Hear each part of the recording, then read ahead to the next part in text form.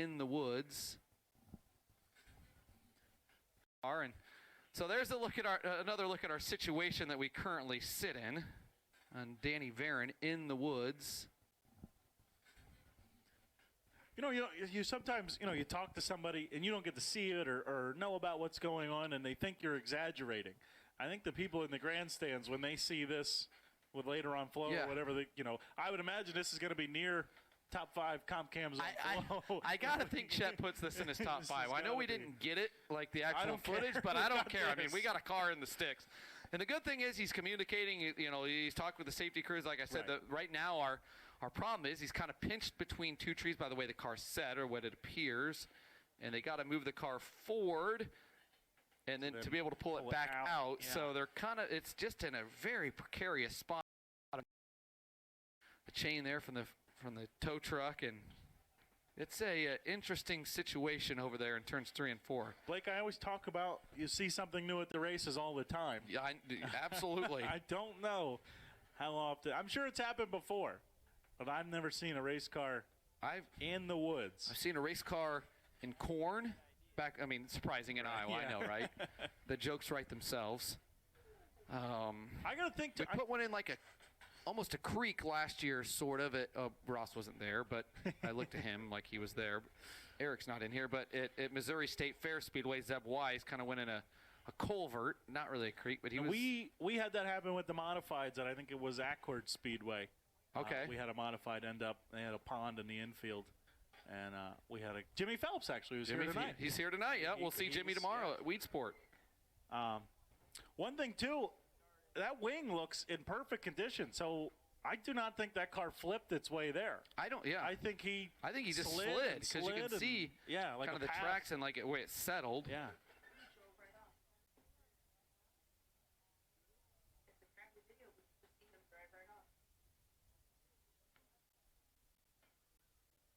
Well, I think the folks in the grandstands are going to be surprised to see just what we're talking about, that this race car. Thank goodness for the drone, too. Yeah, Rob Cutman's drone. Rob's a magician on the drone. Boy, the drone's just added so much to broadcast. I've talked about it through the season, and especially since we've had Rob with us or Ian with us. Both of those guys do just such a spectacular job.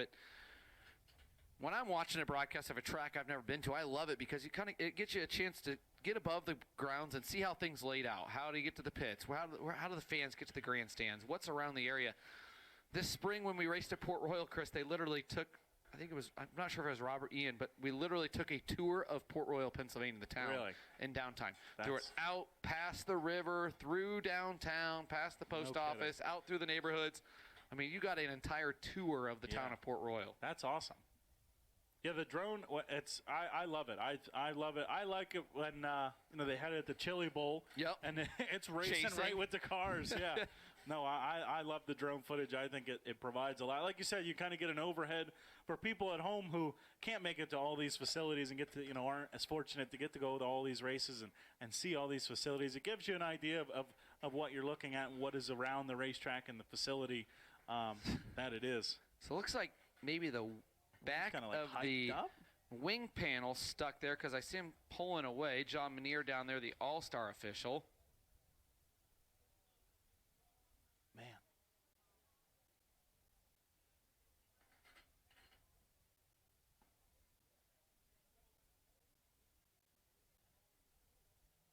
So they think they kind of have things positioned how they want. That's the word on the all-star radio. They have the strap tied around the tree. And they're getting that car leaned forward. There we go. That was a big moment right there. So the top wing there is a tree. We'll try to paint the picture as best we can. Yeah, work with me here, people. I'm not an artist. All right. So there's the trees down there. Obviously, you can see the trees. The right side wing panel was kind of up really tight on the tree, and they had to pull the wing panel back to get the tree to move so they could get the wing panel out and around the tree and break the car free because it was that wing panel, the white wing board was kind of tied around that tree. Well, they got that moved, so it sounds like the All-Star radios, that was a big moment right there to get that free. Now the car is free of the trees because they're literally hung in the tree. Truck. Yeah, it looked like they were waving the tow truck in there ready for it to pull Dany Varin's car. A tough night for him, man. Really excited to be here. Really excited for, especially for, I mean, it's for this swing, but especially for this night here at a place he's so familiar with and been so good at. So here we go. I think we're about to see a car move here in a moment. Blake, I always enjoy my job as an announcer, but times like this, I'm really glad that I'm not one of those guys down there. No kidding. Oh. I'm not a big, I don't know, I'm a city guy. I'll admit it. I'll be the first to admit it. You don't want to be in the woods? I don't know. I mean, I've done some camping in my life, but yeah. Kenny said he saw a snake earlier today. I tell you, I'm not a snake fan. No, me neither. Not a snake fan. So we pass. There's a pond here at our infield as well, and actually yesterday, 3 of us were out. It grows trees, and so they were growing up pretty high, and so we needed to cut them for sightline for fans and everything, and we were cutting them, and Greg, who's right over here in the other room, said, if a snake comes out, I'm done. And I said, I'm with you. I don't blame you. These trees are not getting picked up. People are going to have to look through them, because if there's a snake, sorry about your luck. Yeah, fortunately, we didn't see any snakes there. But, it's movement. All right. All right. We have movement over there. They're pulling the car kind of around right now.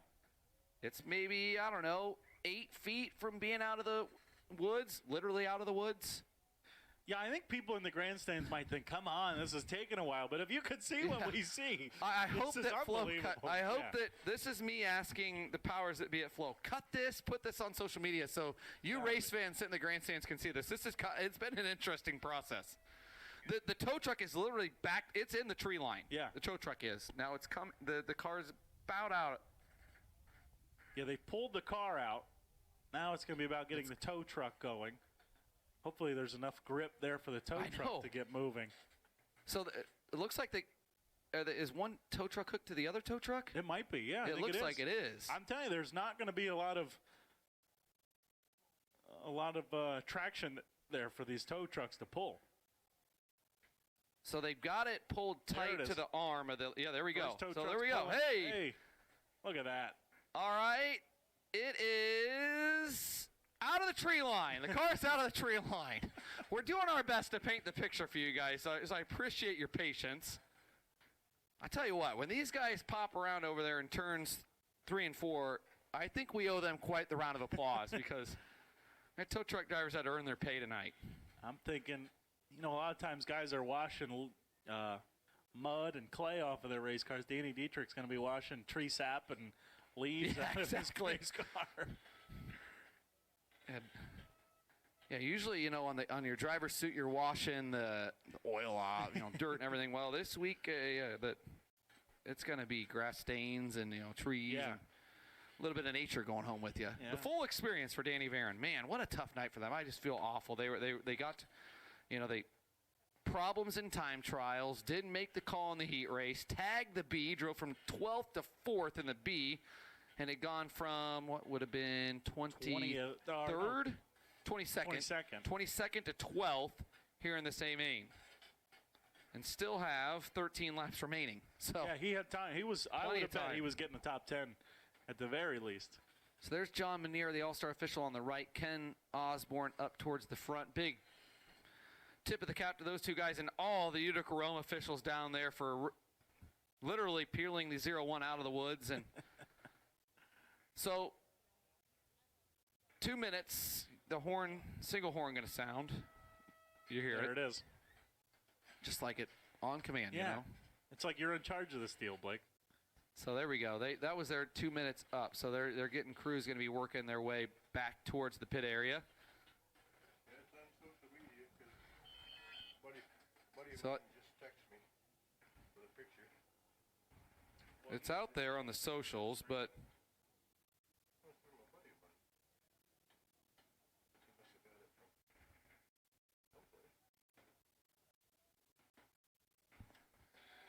I'm guessing we'll see if I don't know if Flo's put a video out. I'm sure the work area on Twitter will have something here. Yep.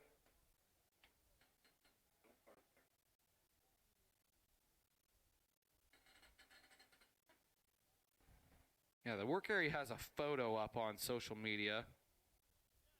the_work_area. He gets some unique videos out on social media for the sprint car fans to see, but hopefully